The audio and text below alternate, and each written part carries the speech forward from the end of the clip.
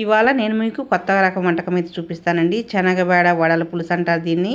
ఇలా కొన్ని వడలైతే చేసుకున్న తర్వాత మనకి ఎన్ని కావాలని ఇలా పక్కన పెట్టేసుకోవాలండి. ఈ వడల పులుసు నేను ఎలా చేయాలో చూపిస్తాను. కావాల్సినవి అయితే చూసేయండి. ముందుగా చింతపండు అయితే శుభ్రంగా కడుక్కొని ఇలా గిన్నెలో నానేసుకున్నాం కదండి. తర్వాత ఒక ఉల్లిపాయ తీసుకోవాలండి. ఒక ఉల్లిపాయ శుభ్రంగా కడుక్కొని ఇలా ముక్కలుగా కట్ చేసుకోవాలి. కట్ చేసుకున్న తర్వాత మనం ఒక గిన్నెలో వేసుకోవాలి. చూస్తున్నారు కదా, ఒక గిన్నెలో వేసుకున్నాం కదా. ఈ గిన్నెలో ఇలా ముక్కలు కట్ చేసేసుకున్న తర్వాత సరిపడా ఉప్పు అయితే వేసుకోవాలండి.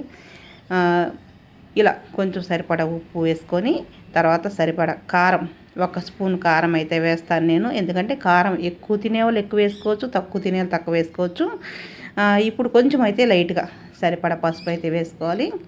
వేసుకున్న తర్వాత కొంచెం సరిపడా నీళ్ళు అయితే పోసేసుకోవాలండి. చూసారు కదా, కొంచెం ఉల్లిపాయలు మునిగేటట్టు నీళ్ళు పోసుకోవాలి, ఎక్కువ అవసరం లేదు. ఇప్పుడైతే బాగా కలబెట్టేసి పొయ్యి మీద పెట్టి మంట పెట్టాలండి. మంట పెట్టిన తర్వాత చూసారు కదా, ఇలా కొంచెం ఉడికిన తర్వాత మీకు ఉల్లిపాయలు కొంచెం లైట్గా ఇలా ఉడికిన తర్వాత అయితే ఇంకా మనం ఇందాక చూపించాను కదండి చింతపండు అయితే, ఆ చింతపండు అయితే రసం తీసుకొని ఇలా రసం తీసి పక్కన పెట్టుకున్న తర్వాత ఇప్పుడు కొంచెం ఉల్లిపాయలు ఉడికాయి కదా, ఈ పులుసులో ఈ ఉల్లిపాయల్లో ఈ పులుసు అయితే పోసేద్దామండి. ఈ పులుసు పోసిన తర్వాత బాగా ఉడకనివ్వాలండి. చింతపండు పులుసు బాగా ఉడికి చిక్కబడుతుంది. చిక్కపడ్డప్పుడు టేస్ట్ బాగుంటుందండి. ఇప్పుడైతే తాలింపు వేయరు, మామూలుగానే ముందుగానే ఉడికించుకుంటారు. ఇప్పుడైతే చూసారు కదండి, సరిపడా బెల్లం అయితే వేస్తాను నేనైతే. తినేవాళ్ళు వేసుకోవచ్చు, తినని వాళ్ళు వేసుకొని అవసరం లేదు. ఈ పులుసు ఇలా ఉడికేసరికి ఆ కొంచెం ఉల్లిపాయలు ఉడకాలి కదండి, ఆ ఉల్లిపాయ కూడా ఉడికిపోద్దండి.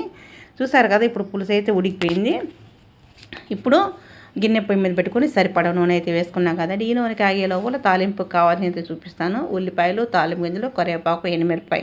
ఇప్పుడు నూనె అయిపోయిన తర్వాత మనం తాలింపుకు రెడీ చేసి పెట్టుకున్నవి అయితే వేసేసుకొని తాలింపు దోరగా వేయించుకోవాలండి.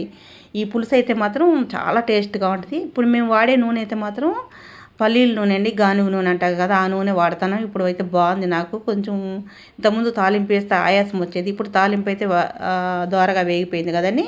మనం ఉడికించుకున్న పులుసు అయితే పోసేసుకున్నాం కదా, పోసేసుకున్న తర్వాత బాగా కలబెట్టి తిరగబోసిన తర్వాత బాగా కలబెట్టి ఉడకనివ్వాలండి. బాగా ఉడకనివ్వాలి, ఎందుకంటే కొంచెం చిక్కబడాలి పులుసు అయితే మాత్రం. చూసారు కదండి, పులుసు అయితే దగ్గరకైతే ఇలా ఉడుకుతుంది. ఇలా ఉడికిపోయిన తర్వాత కొంచెం దగ్గరికి మనం వడలు పక్కన పెట్టాం కదండి, ఈ వడలు అయితే ఇప్పుడు ఆ పులుసులో వేసేసుకుందాం.